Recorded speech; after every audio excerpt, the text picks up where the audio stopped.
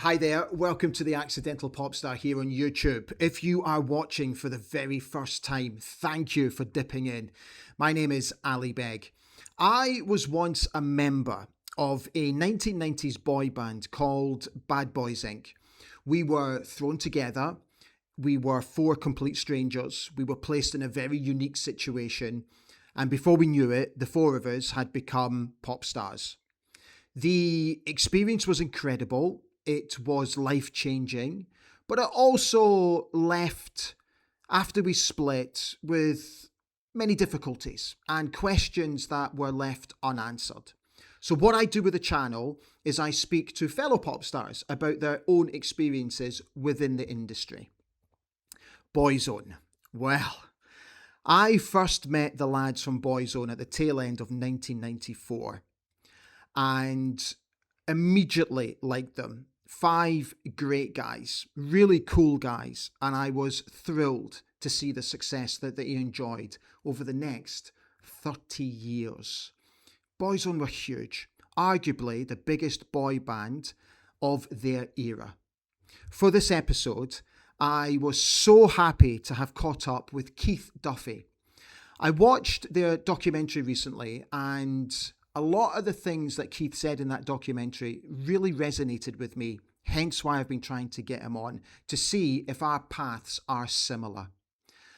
You're going to really enjoy this. Keith was fantastic. He was so interesting to interview. Welcome to the Accidental Pop Star, Keith Duffy from Boyzone. Hello, mate. Oh my God, it's so good to see you. It's been so long, Keith. How you keeping? You look great, by the way. Listen, man, I'm delighted to do this. You were my hero back in the 90s, Oh, mate. mate. Mate, you There's flat. Annie Beck from Bad Boys Inc. Oh my God, he's a big pop star. You we absolutely we were only flatter me. starting, mate. We didn't know our arms from our elbow. You were leading the way at that point in time. Keith, can I ask you, when you got through the Boyzone audition and you knew that you were going to be a member of the band, did you have any inkling about what you were actually getting into? Not really. I mean, we had dreams, and aspirations of what we wanted to achieve, but we didn't really know what success was. We had no idea what success was. Is success, going on top of the pops? Is success having a number one song? Is success being on the cover of Smash Hits magazine?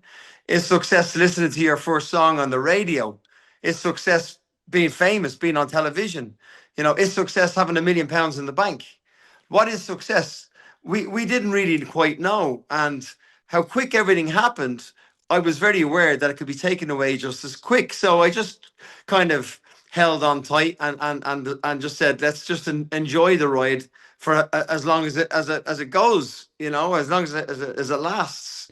And things just snowballed. It was a very exciting time because we were back in Ireland. Everything was happening in London and in the UK. We were traveling around in a little white transit van. It didn't seem that we were getting any traction anywhere. It wasn't a thing done in Ireland. We're a small populated country. There's only 4.5 million people living here, or there was then. A lot more now. That's another story. But we Louis Walsh used to throw darts at the map. That's what we used to think, because we'd be in Donegal in the very north of Ireland on a Friday night in the Glenties nightclub, and then come Saturday, we'd be going right the way down to the south of the country, down to Cork, and we'd be playing some nightclub in Cork. And this wasn't a thing that was done in Ireland. It was a thing that was done in the UK in nightclubs, where boy bands or pop groups Yeah. would come in and they'd perform on a night where it would just be your usual crowd of people that come. And then they set up a kind of a makeshift stage, and you probably mime to three or four songs, do a little dance routine, and feel like a pop star, but it didn't happen in Ireland. We were the first guys to ever do it. So people didn't really know how to react to that. Now, obviously, boy bands have predominantly a female audience. So the women at the disco or the nightclub would get quite excited and come to the front of where this makeshift stage was. But the guys didn't like us at all. I mean, Yeah. back in our day, You know, boy bands weren't accepted by your peers, by guys the same age as you. I mean, a lot of it might have been jealousy because they would have been loving to be up there themselves with the admiration and the attention that you were getting off the girls. But a lot of the time, especially where I came from, it was quite abusive and intimidating to a point, you know. Yeah, I mean that's how we started, and it felt like a very slow progress before we actually became. Like I said, I didn't quite believe in us ourselves, but I was holding on in case something happened, and I didn't want to miss out on it, you know. Um, but then there was this lady called Michelle Hockley. I don't know if you ever came across her, or if you remember her. You boys were already gone. There was Bad Boys Inc. There was EYC. There was E17. There was PJ and Duncan, better known now as Ant and Deck. You know, there was those two girls, which was Denise Van Outen and another Mm, girl. mm. There was Shampoo. There was so many different bands, but they were already established. You guys were already established performers with chart success. We were coming out 94, coming into late 94. And this lady, Michelle Hockley, who was a friend of Louis Walsh, basically gave us our first big chance, which I believe is probably the biggest chance that we ever got. And that was to perform with all the established groups on the Smash Hits tour. And we were up for an award called the Best New Act on the Road.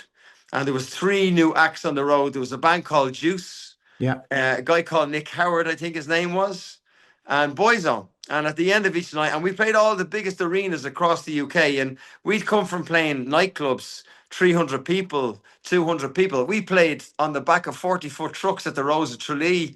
We played in farmers' barns. You know, we played in bizarre venues that weren't venues at all. They were just kind of makeshift venues to accommodate this new Irish boy band called Boyzone. So when we got over to the UK to play with you guys in the Smash Hits tour, that was mind blowing Yeah. because you're playing to 10,000, 18,000 in some venues a night. We were only doing one song, which is "Love Me for a Reason." And long story short, we won the best new band on the road with in the 3 bands that we were competing against, and then that gave us the opportunity to perform at the Smash Hits poll winners party that was hosted by Will Smith in the London Stocklands Arena back in '94. So that went out live all over. I don't know whether it was ITV or BBC or whatever, but it was a terrestrial station that went out everywhere. And that was before we had the likes of Netflix and Amazon and Prime and all these different platforms. So everybody watched terrestrial television. There was millions and millions of people watching those channels back then because it's all they had. And it was a big Saturday night show. And that is what really exploded Boyzone onto the pop scene and into the charts. I've got my own theory on this as well, which is we'll come to in just a second. I was watching your documentary recently, and one thing that resonated with me very, very quickly was when you spoke about that you knew why you were chosen to be in the band because of your image. And I was in exactly the same boat. I knew exactly why I was there. My image fitted an image that Ian Levine saw for Bad Boys Inc. But Keith, it made me hugely uncomfortable. And at the time, I didn't have the terminology for it. And I've spoken about it on the channel many, many times before. I now understand what it was. It was this imposter syndrome. So, what that made me do was double my efforts to first and foremost sing, because I could not sing. And secondly, to improve my dancing skills, which were very average when I compared them to the other boys. But the imposter syndrome, as much as it scared the living daylights out of me, it kind of drove me to become better. Where did it begin for you? Ali, it's like you're telling my story there. So, growing up in Dublin, right? And look, I'm too old now to start kind of drifting around this. I knew I was a good-looking bloke, right? No more than you were. I mean, if I'm being brutally honest, I noticed you in Bad Boys Inc. as the good-looking guy in the band. I wasn't aware who the singers or dancers were. I just remember looking at the image of the band. And if we were to be honest about it now, I mean, that's probably what most people looked at. I mean, if you had an exceptional singing voice and you're out the front, obviously you're going to get a lot of attention. But when you're a good-looking guy that has the looks to be in a boy band, calling a spade, right? Mm. Um, you gave me confidence in myself, believe it or not, which you might find now listening to you, you might not understand why, but you had been there before me. You were someone that I thought I resonated with because I thought we had a similar job to do within the bands that we were in. And I honestly speaking, from my heart, I was always impressed by you.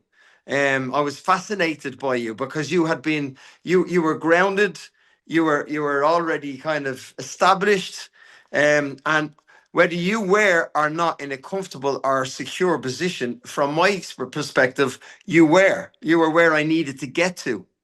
You know, you were the, I had the my eye on you, and I looked at your movement. I looked at your when we were all staying in the same hotels together. You guys just seemed to. We were younger, you know. Yeah. Well, we felt younger. I don't know if Yeah. we actually were or No, not, you but were.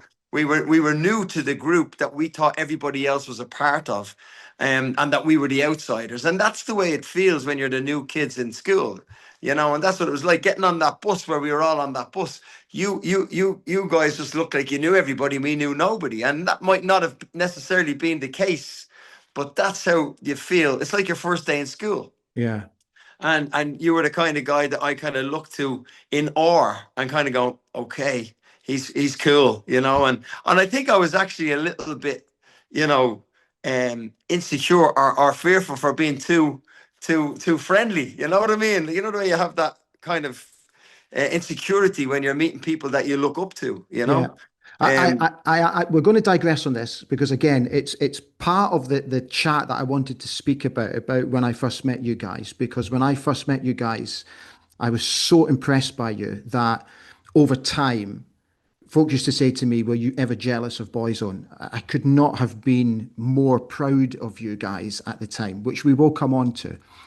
Did you ever feel, mate? Because I did, that your position in the band, you were always kind of looking over your shoulder because at any moment it could be taken away from you. And because of that, did it change your mindset that you had to toe the party line?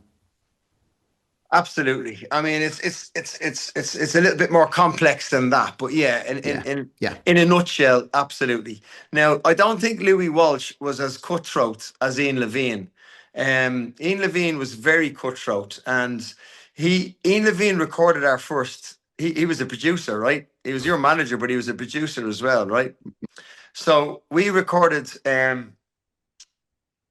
"Love Me for a Reason," I think, or maybe it was "Working My Way Back to You." No, it was working my way back to you. I was "Working My Way Back to Yeah. You," and another song called "Living It Up," which was the B side of "Working My Way Back to You." Okay. And um, yes, it was "Working My Way Back to You" because Mikey Graham and Stephen Gately did the lead vocal on it because Ian Levine had told Ronan that he couldn't sing, Correct. and nearly crushed Ronan at the time because you know Ronan was all about the vocals. The rest of us were about the fame and the good looks and the girls or whatever. You know, and I'm not saying Ronan wasn't about that, but Ronan was definitely about the vocals. He grew up singing George Michael. He loved Bros. You know, he loved the Bros Boys, and you know, for him to be told, I mean, like you, I wanted to be a singer, and I could hold a tune, but I probably wasn't as good or as mature vocally as Stephen and Ronan and even Mikey. Mm. Um, but my dad was a singer, and I wanted my dad to be proud of me. And when I joined this band, my dad was extremely proud. Now, I'd been in other bands before, not boy bands. I'm a drummer. I was a marching drummer as a kid. I got my first drum kit when I was 14, and I joined a couple of rock bands in my area and from school. So I played a bit of kit for these drums. And listen, if I'm being honest, all I wanted was to be a drummer in a rock band. You know, I wanted the sex, drugs, and rock and roll. I didn't want the pretty boy image of a boy band. You know, no girlfriends allowed, no drinking, no partying. You know, all of the stuff. I was about the other thing. I was about the sex, drugs, and rock and roll. So having to give up my dream to be a boy band member, I mean, ultimately, I hadn't got much choice because what were my options from Yeah. coming from where I came from? So I grabbed on with two hands and I held on tight, but. Yeah, the vocal thing was pushed to a side. They found the sound of Boyzone, which is Ronan and Stephen. There was, if it's not broken, don't fix it. Sure. But then when we were starting to get fame and we were starting to get individual no, notability, when we all started, and look, there is a stage when you start to get noticed on the street and you get stopped at, for autographs and photographs and what have you. There is every young man trying to figure out, if there's a bit of imposter syndrome going on in the background. It's having the confidence to smile for the photographs and not feel like a fraud.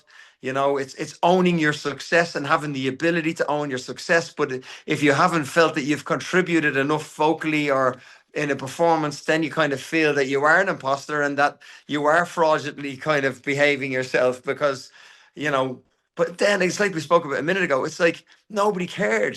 Yeah. Nobody cared. Like Yeah. Louis Walsh always said, nobody cares. The teeny bopper market didn't care. They might have favorites within the band, but they just wanted something to look at, something to put on their wall, something to put on their pajamas, something to put on their bed cover. It was a manufactured band Yeah. that the record company knew how to sell. Ian Levine knew what he was doing. Louis Walsh knew what they were doing. They were young, attractive boys, and we're not the first. You can go way back to the Bay City Rollers, to the Beatles. Boy bands have been around forever, and as long as there's boy bands, there's always going to be teeny bopper girls screaming and running down the road after them. And it took me a long time to figure out that it wasn't that important, that I Yeah. took it too seriously, and I should have just enjoyed myself an awful lot more. Like you, I played football and hurling, which is two Gaelic sports in Ireland, for the county, which is very, very full contact, tough sports. I wasn't a dancer. I wasn't twinkle toes. And look, I doubled up as security in the early days. When we were in the Glenties in Donegal, I'd have Ronan. We used to go to this makeshift stage in a nightclub that was two dinner tables masking taped together with two live mics and three dummy mics, right? Yeah. So Yeah. that whoever was kind of going to do the link between the song had the live mic because we were miming at the time. And whoever had the live mic, they would do the link to the next song, turn their back, pretend to get a glass of water, and swap it with a dummy mic so the next person could do the link between the next song, right? But the You're but preaching to the converted here, dear boy. yeah, but that's right. And then you got the girls screaming and going crazy, but you've got the guys. So the part of the night that we used to do 5 or 6 songs was I don't know if you had it in the same in the UK, but it was the slow set. Yeah. It was when the guys used to ask the girl to dance, and they'd have the slow set dance with their arms around the girl's hips. And then as the song went on, you might try to drop the hands a little bit and get an L feel of her bum, you know. And then if the feel of the bum what wasn't rejected, well then you might try to pull off her shoulder a little bit and see if you're going to get the snog on, right? So this is a part of the night, including all men, including myself, used to look forward to because it was the opportunity you got to ask the girl that you fancied to dance and to probably get a snog and then maybe walk them home later on and have a kiss and a cuddle on the way home. Boyzone took that opportunity away from the boys in these nightclubs in Ireland, Correct. but to do our songs. So there was no wonder the lads. There was no wonder the lads in the disco hated us. Yeah. Yeah. They threw ice cubes at us. They threw Bottles. copper coins at us. I remember Stephen Gately get his lip ripped right open with a copper coin one night. And then if there was, and a lot of these places had kind of outside balconies around the dance floor. So you could stand up there looking over the dance floor. And if that was the case, we would be on a stage underneath that and they'd be throwing ice cubes down on top of us. So Yeah. it was a difficult time. And then our dressing room was the toilet. To get from this makeshift stage to the toilet, you had to go through the dance floor where these guys wanted to fight us. So I'd literally have Ronan under one arm and Stephen under the other arm, and I'd go bull charging through the dance floor to get to the toilet to get changed to get out of there. Every night was an experience until we got to the UK, until Yeah. we got to the Smash Hits Roadshow. Yeah. Yeah. Oh, mate, you're bringing back so many memories. So, Ian Levine. So I'm going to chuck this at you because I don't know how much of this you know. So when I watched your documentary and Ian Levine popped up, I was like, what the fuck is he doing? And then I hear the story that he started producing you. I didn't know that. I had no clue about it whatsoever in all these years. And I have to be honest, mate, it triggered me so much. I had to go for a walk because I was fuming. Because we had a guy who put us together. Yes, granted, he gave us an opportunity, but he was so controlling of us that he would not allow us to work with anybody else. And he was quite adamant with that, unfortunately, to our detriment. And that's one of the reasons why I personally believe we failed. Then I saw that he was producing you, and I couldn't believe it. And I was like, the irony is unbelievable that he was so controlling of us. He wouldn't let us work with anybody. Yet here he is now working with potentially a band that could rival us, and if not, could possibly take our position in the marketplace. I couldn't believe it, mate. I was completely lost. 30 years Wow. later, completely. I had to go for a walk with a dog. I thought Ian Levine had done some work with Take That as well, and I Yes, thought we he. had. So he had basically produced their first hits, and then it's my understanding, and it's just a personal understanding, so I don't know how much of it is true, that they basically he wanted to take control of them, and they said no way. So they basically dropped him like a stone and went on. I always believed that he put us together with the wrong intentions. And those intentions were to try and rival a band against Take That to knock them off their perch. And that's why he put us together. Like a bitchy thing rather Yeah. than a successful thing. 100%. I've always believed that's why he put us together. Well, and then obviously the success that you had then made him actually kind of double guess himself and go, oh, hang on, I might have something here. Yeah, exactly. And the problem that we had was that our records did not sell. So as a band, we were hugely popular. But as a record buying public, nobody bought into the music. And I that never was knew our that. biggest issue. So I when we didn't know tried that. to, sorry? I didn't know that. Yeah, You guys were like established before we got together, before we came to the UK. So sure. I just thought you guys were flying the flag.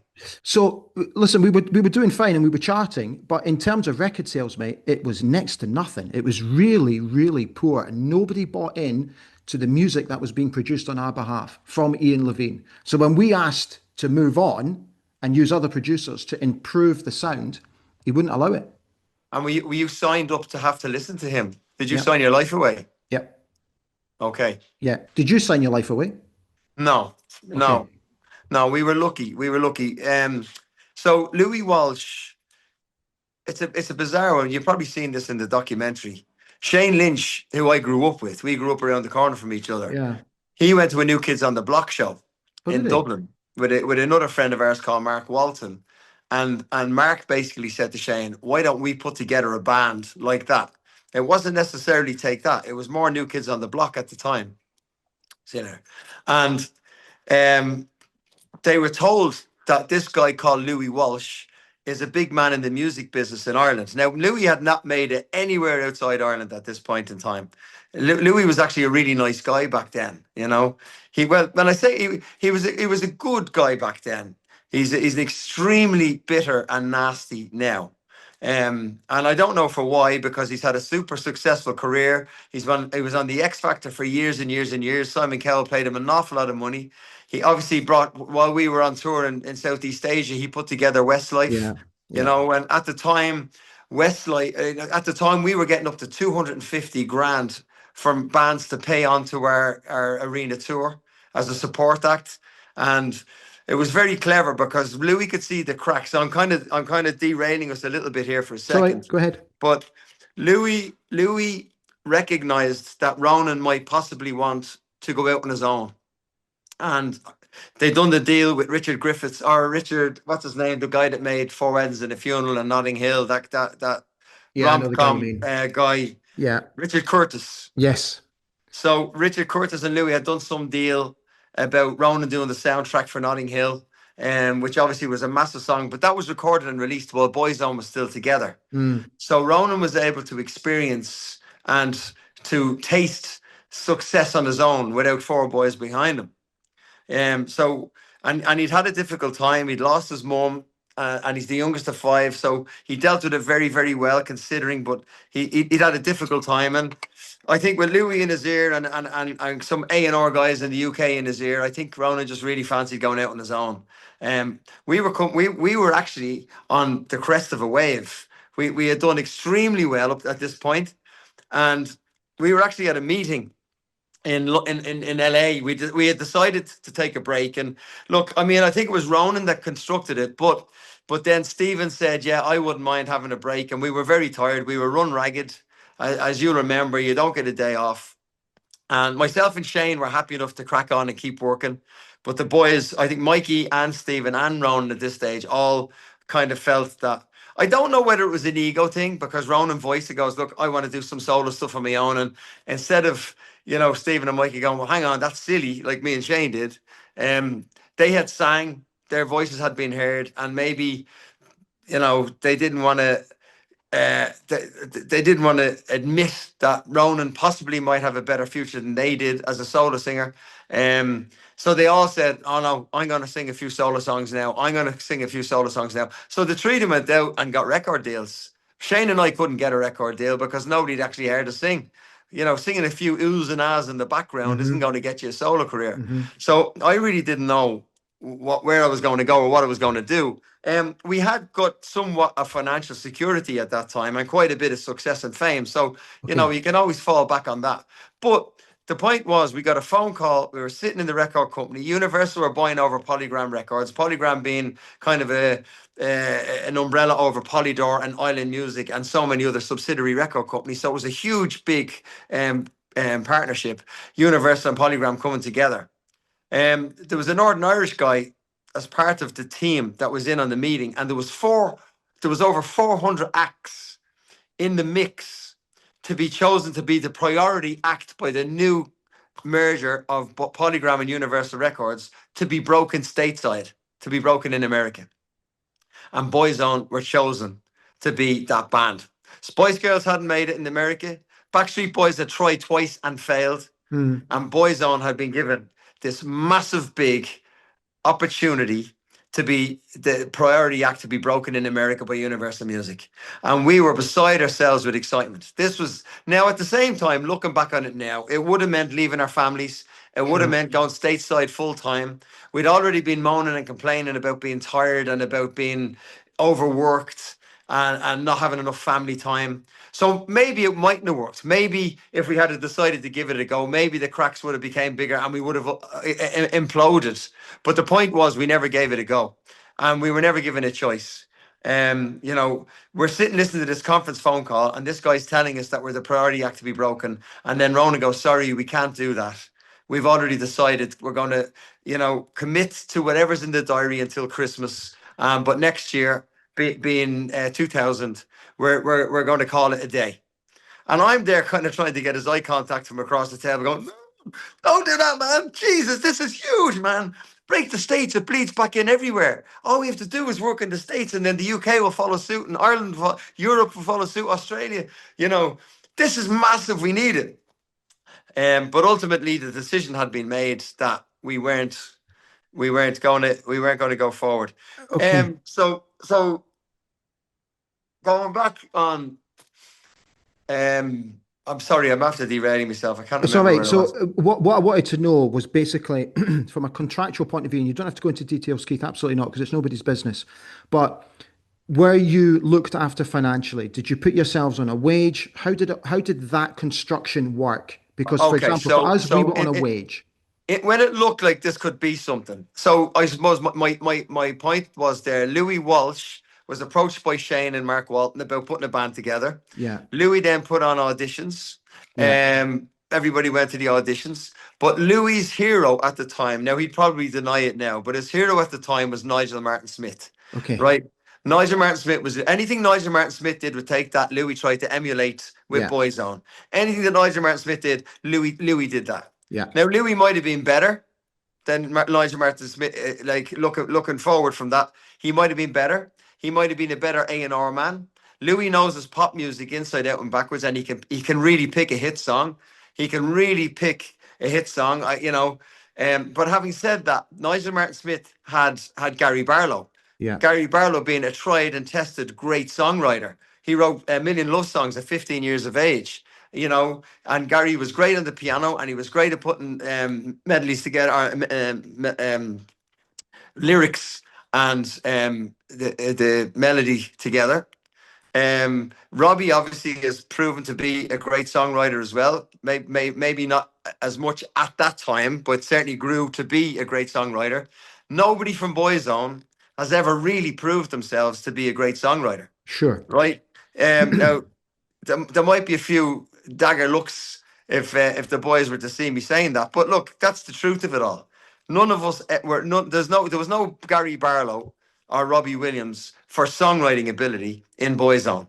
We relied on producers to write songs. We relied on Louis Walsh being a genius at picking cover versions, and he was. And our biggest songs, our first number one was Words by the Bee Gees. Mm, Our first big hit in the UK was Love Me for a Reason by the Osmonds. mm. Another number one was Father and Son by Yusuf Islam, Cat Stevens. Now we did have number ones that we wrote ourselves, like Different Beat we wrote ourselves, Key to My Life we wrote ourselves as a group. But that was under the guidance of Ray Madman Hedges or a producer that wrote with us.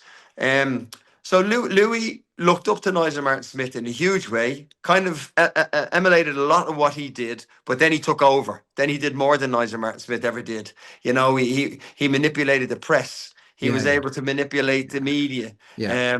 He lived and dreamt. Louis only came to life at 2 or 3 o'clock in the afternoon. Then he'd work into the morning. He'd work into 2, 3 o'clock in the morning. So he worked really, really hard. But he was tough.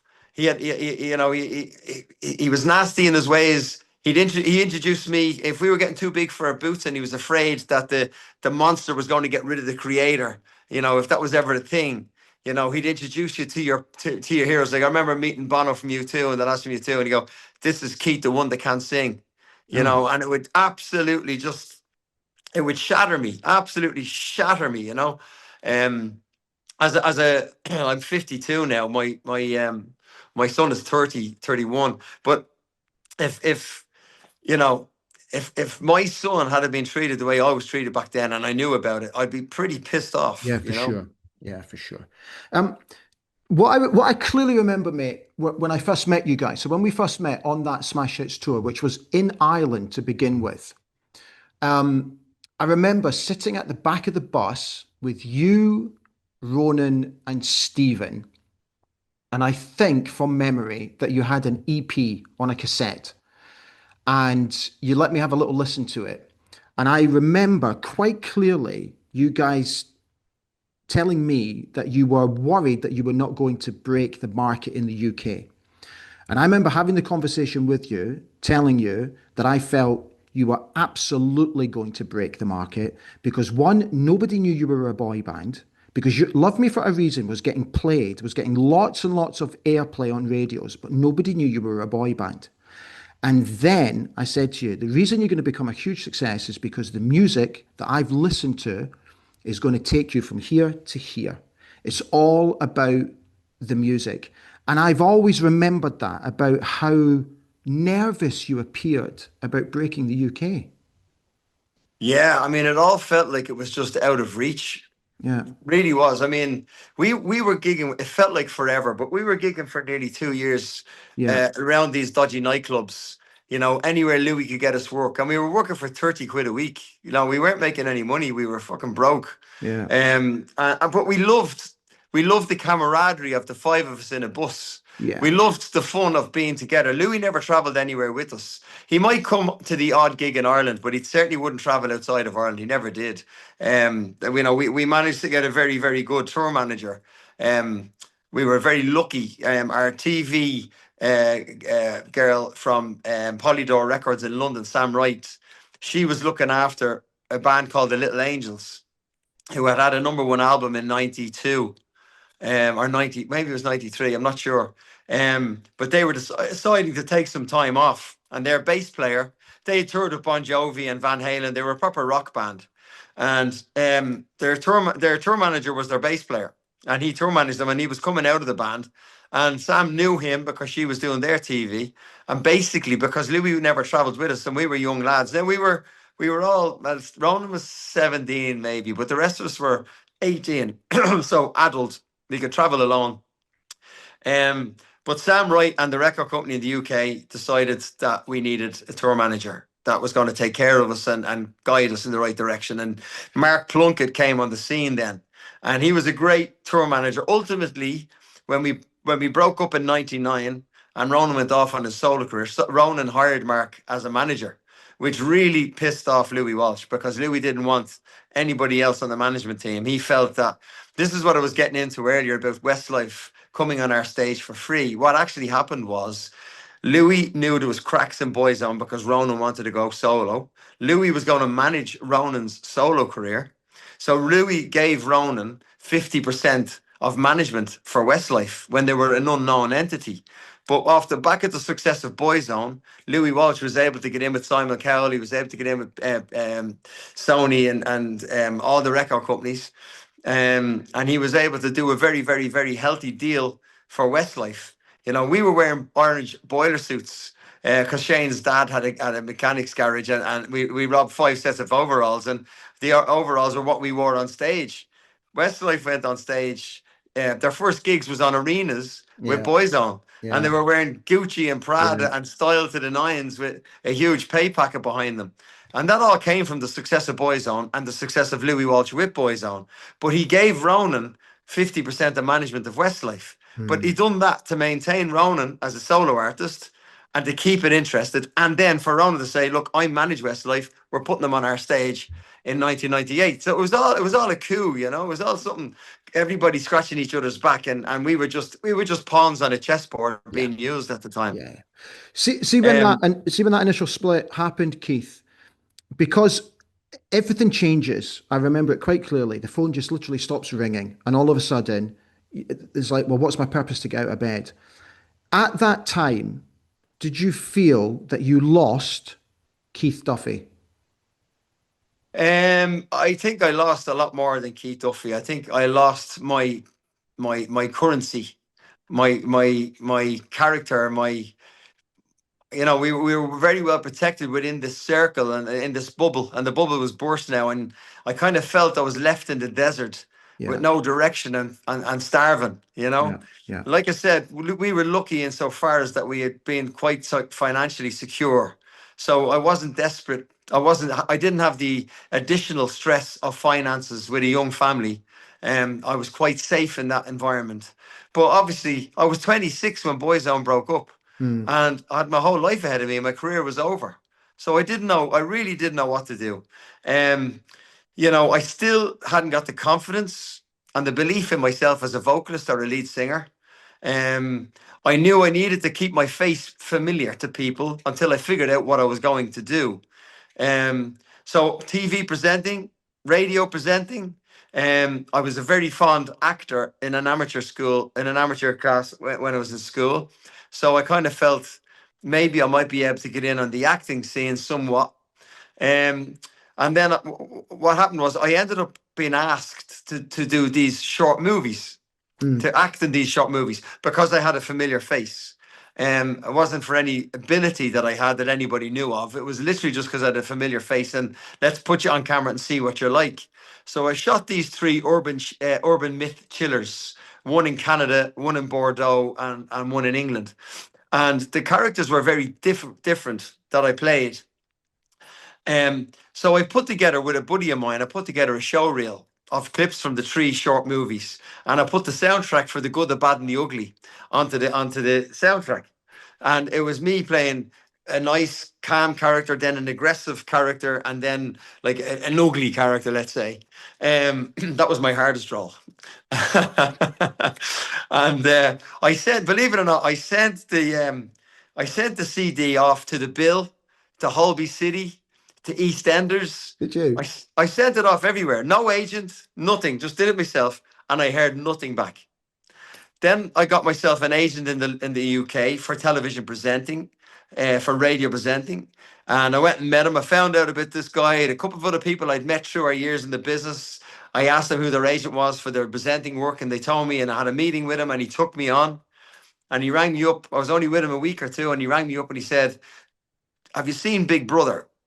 And I said, "Yeah, that TV show where all these people come in and live together and start it." I said, "Yeah." He said, "They're doing a very big celebrity special for comic relief.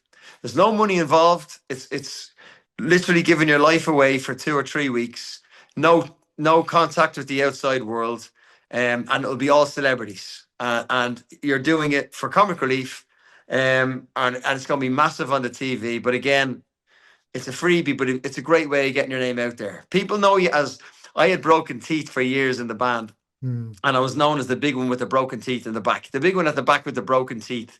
So he said, no, everybody knows Stephen Gately, everybody knows Ronan Keaton, but not everybody knows Keith Duffy. You need to get your character, your name, your persona out there, and this is a great way of doing it. I said, cool, I'll do it, no problem.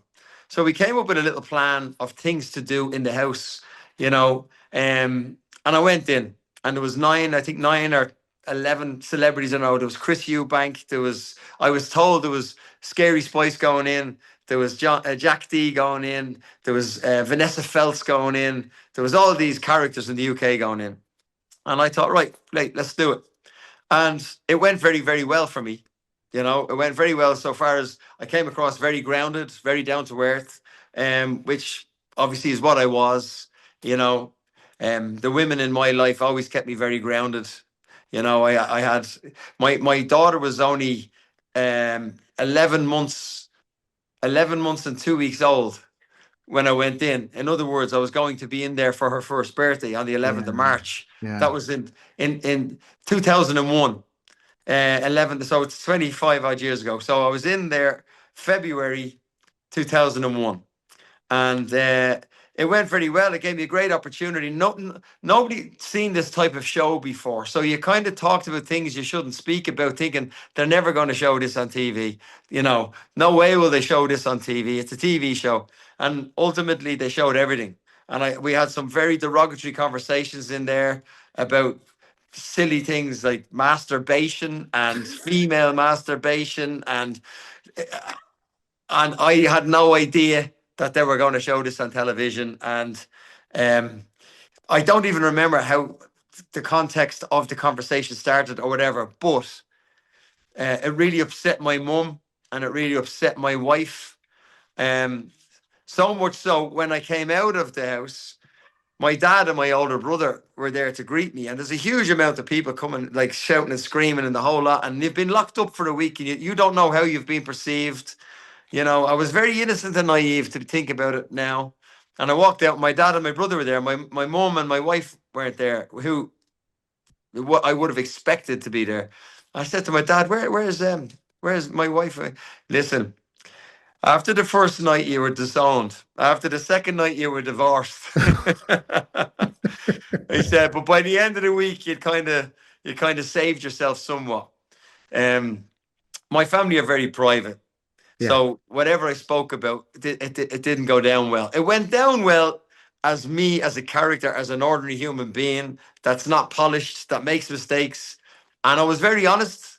So I think the sincerity and the honesty and the vulnerability and the naivety came through and made me kind of an endearing person to the public. So I did quite well out of that. And then lo and behold, a couple of weeks later, I'm working for the Lorraine show on Sky One, doing outside broadcasting or whatever. I get a phone call from the girl in this agency, and she said, I've had a strange phone call from Coronation Street, from the casting director of Coronation Street. And I went, wow, really?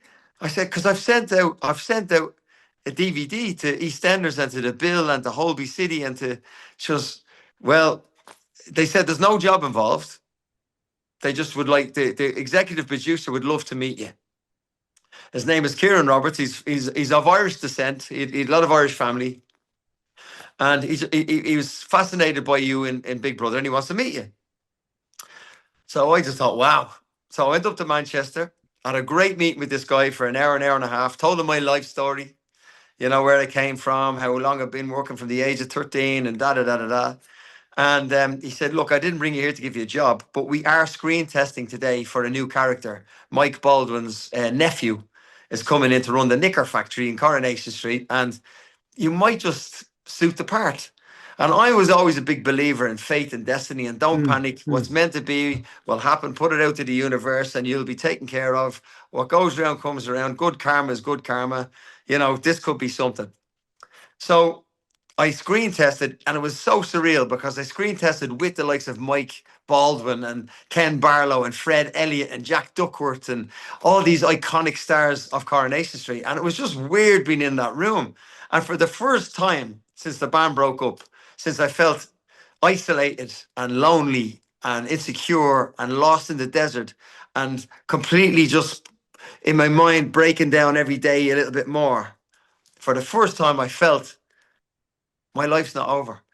Even if this doesn't work out, people still see me with an opportunity. I see there's opportunities out there for me that I just need to chase, that I just need to believe in myself and put myself out there and do the graft, do the work, maybe get into the studio, maybe get a vocal coach, maybe start putting a few songs together, maybe just keep working hard. And if you enjoy this business as much as you feel that you do, well, then give it 110%. So it gave me the energy, the positive mental attitude that I wanted and I needed, the injection to believe in myself and go forward. Ultimately, a week later, I got a phone call to say that they needed somebody a lot more experienced than me for this particular role, that you hit the ground running. They shoot 5 episodes a week. You've got to learn the lines before the night before. You don't have a lead up time. There's not much rehearsal time. There's a line read before you shoot, then you shoot. And it's a big storyline, and we just don't feel that you've got the experience to be able to see it through. But we loved what you did. And it was the nicest please fuck off I've ever had. It was like the nicest PFO ever. So I was devastated because my belief in fate and destiny had been questioned, and I was a bit upset over that. But nevertheless, about 2 weeks later, I decided to ring the casting director in Coronation Street, because now I'd had time to digest the situation that I was in. And even the idea that they thought I might have been able was such a great blessing for me to feel at the time, that I felt I needed to say thank you. So I rang up the lady and I said, listen, I know you've moved on with somebody more experienced. I completely get it. But I want to say thank you, because you pulled me up when I was drowning. And you made me believe that if you could even see me for that amount of time, well, then other people might see me for longer. So it's not over yet. There's other opportunities out there. I just need to go and find them. But for that reason, I just wanted to say thank you for that opportunity. It wasn't wasted on me. I really appreciate it. And she said, has your agent not talked to you today? I said, well, no, I don't really have an acting agent. And they went, no, that's that celebrity agent or whoever it was that we contacted the last time. I said, no, I haven't heard from her. And she goes, well, we were in contact with her this morning. We've decided to take your screen test down to London for the annual writers meeting, where we have 17 writers coming up with pitch and plot points for storylines to come. And we're going to see if there's anything there that they think you might be good for. And I couldn't believe it. I was like, no way, you're kidding me. Jeez, that's amazing. Next phone call I got was, they've created a character for you called Kieran McCarthy. You're going to go into a short storyline with Peter Barlow. You're from the Navy. You're a chef in the Navy. You've gone AWOL.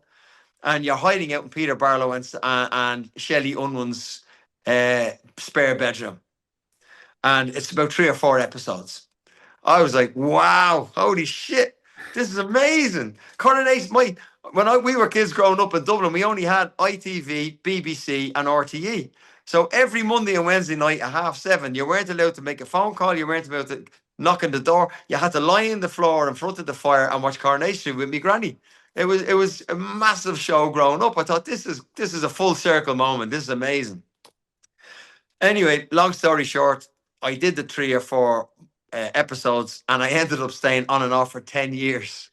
I said that interview with my dad sitting beside me at one point, and he said, yeah, they were waiting for you to get good, Keith. It wasn't that you were any good. It was they were waiting for you to get good.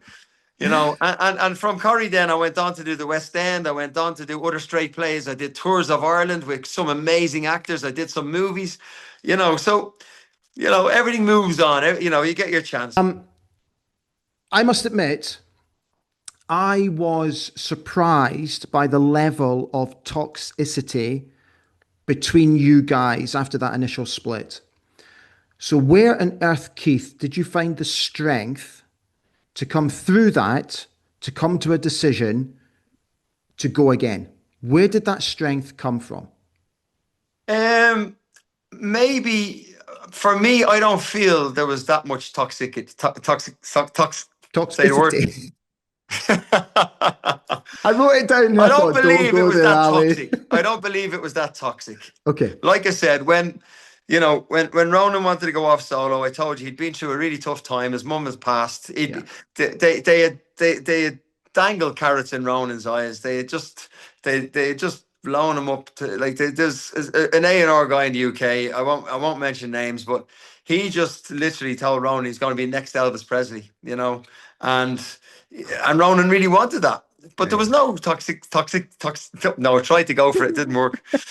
Um, no, I mean there was frustration. There was frustration because we all started in Boyzone with the same dreams, with the Sure. same aspirations and dreams. Sure. We couldn't have known or realized then who the most popular members were going to be. Mm. I mean, Ronan didn't even sing the first song. Like I said, Ian Levine told Ronan he couldn't sing, which broke Ronan's heart. And Ronan, I suppose that's the only time Ronan probably felt the way the rest of us went on to get to feel later on in our careers. But once upon a time he did feel that rejection. He did feel that hurt once upon a time, even though it was the very, very early stages. So we all felt it. We all felt it. You're not in control of who the public want to fancy or the public want to champion. Rona got offered the soda stuff. He took it, fair play, and he's still to this day doing the best he can with it. Yeah. How did we get back together? I don't think Ronan's career. He had some massive hits with, like I say, with Notting Hill, Loving Each Day as if it's the last. Life is a roller coaster. He had some massive hits, but I think the hits had kind of slowed down a little bit when we got to 2006, 2007. It probably hadn't as happened as big as everybody thought it was going to. It was very successful, no doubt, but I just don't think it was. Look, he wasn't playing Networks like Robbie. Mm. Put it that Mm. way, Mm. Mm. And the BBC contacted our television plugger and asked, would she be able to put Boyzone back together for Children in Need to perform a medley of 3 songs of Boyzone's biggest hits on Children in Need. And they reached out to us individually. I was in Coronation Street at the time. Obviously, Ron was off doing his thing. Shane was racing cars. Mikey had a studio in Dublin where he was writing and recording music with other artists. And Stephen was flying. He had his own solo career, but he was, more importantly, he was doing the West End, which was his dream. He was Joseph in the Amazing Technicolor Dreamcoat. Then he played the Child Catcher and Chitty Chitty Bang Bang. Yeah. And Stephen was loving life. He was doing Panto at Christmas. And that was him. Musical theatre was always Stephen. So we got together. We decided we'd give it a go. And it was actually lovely. We had a lovely time together in rehearsals. Nobody wanted any animosity. Nobody wanted any arguments. Nobody wanted any negativity coming into the room. We walked into the room, and if there was any kind of upset because the band never got back together like we were supposed to, if there was, I know Shane was extremely angry with Ronan, and in his mind all he wanted to do was knock him out. But then when we were all in the room together, there was an unbelievable feeling of love and care and kindness, and we all just hugged and had a laugh, and we went in and we cut a medley of, I think it was Love Me for a Reason, No Matter What, and maybe Picture of You. Those 3 songs, I think we had to do some sort of a choreography, some sort of a dance routine to the medley that they had made of these 3 songs for Children in Need. And we did that, and the response was phenomenal. The response was just huge, to the point that John Giddings from Solo got in touch, goes, guys, do you want to go back on the road? Do you want to go touring? Because I really believe we could sell a massive tour. And it just felt right. It just felt right. And we all just thought, yeah, let's give it a go. Let's do it. Coming into 2008, Boyzone were back together. We went on our first arena tour, and we had the time of our life. The 5 of the boys are back together. We'd grown up. We'd known what buttons not to press with each other. Yeah. We knew how to take care of each other. We knew how to wind each other up, and we chose not to do that. We chose to champion each other and to celebrate each other. So as a result of that, in 2008, we were at the best place we could ever have been. We were loving life, and the success had come back thick and fast. Yeah. We were on the crest of a wave coming in. So we started writing the Brother album. We started getting into the studio and writing a new album. We were going touring again in 2009. We came into 2009 after touring the whole of 2008.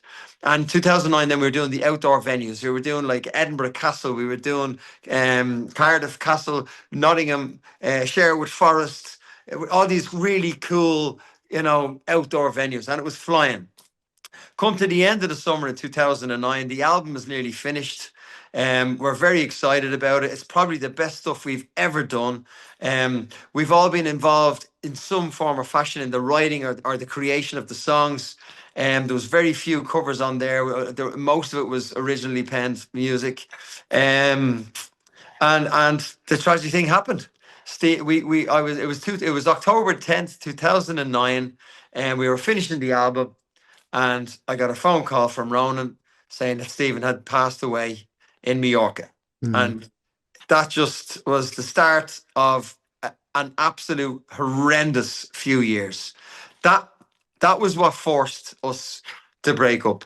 Yes. So we got back together in 2011 with the Brother album to do a tour called the Brother Tour. And it was way too soon. It was way too soon. It was a disaster. Myself and Shane hit the bottle very, very hard. We drank too much. We done everything too much. It's a bit of a blur. All I remember from it, it was just a very, very difficult, horrible time in Boyzone's life. To the point that we couldn't wait to get to the end of that tour and to just go away, just to disappear, to go away. It was too soon. When you're in a band for as long as we'd been in the band, even though we'd 7 years off, when we came back together in 2008, 2009, everybody knew their position on stage. There's 5 people on stage. When anybody would move to the right, somebody'd move to the left. Your peripheral vision was very important. We filled each other's voids. We filled each other's gaps. We were a very, very, very well-polished machine on stage. We just knew how to cover the stage area, fill in each other's vibes. It was special. When we had to do it without Stephen, and we were now 4 and not 5, it felt wrong. It felt different. It just didn't feel right. It felt we should be doing it. That's kind of what I was trying to get at, really. Did it just not feel the same? It just didn't feel right at all. Yeah. We were angry. We were upset. Yeah. The smallest thing could annoy us about each other. Yeah. So we went away. We disappeared again for 2 years. And then in 2013, it was Boyzone's 20th anniversary. Yeah. And we got together and we said, can we do this? Are we in a better place? Will we succeed this? Can we be professional? Can we, take a drink without going too extreme? Can we make sure that we keep the best version of ourselves for stage, look after each other? Can we do that? And it was a much, much, much better tour than 2011. We enjoyed it. But again, we decided that's enough now. Yeah. Ronan was doing his thing. I was doing my thing. I was in the West End at that point in time. And it just felt right to go back to our own stuff, not to try and string this out. We had a really good tour where we celebrated Stephen's life in a very diplomatic and honourable and beautiful way. And it just felt right then to walk away. Yeah. Until 2018, when it was the 25th anniversary. And we got back together again. And that was 2018 was a great year, but it was a full world tour. We did everywhere. We did all over Europe. We did Southeast Asia. We did Australia, New Zealand. And by the time we got to Japan at the end of 2019, we were back to where we were in 2011. Myself and Shane were enjoying our life too much, enjoying a little sherry too much after a show, or even during the show sometimes. We weren't getting on well. Ronan was very frustrated because instead of us trying to do more of Stephen's vocals, we allowed Ronan do most of them. So Ronan was doing all his own and Stephen's, whereas I was very capable at that stage because I had started Boys Life at that point in time. Boys Life were working, myself and Brian McFadden were working very busy at the time. And Brian had been a phenomenal vocal coach for me. Brian's an amazing singer, and he'd Yeah. become a very good vocal coach for me. And he had me singing songs that I never thought I could sing.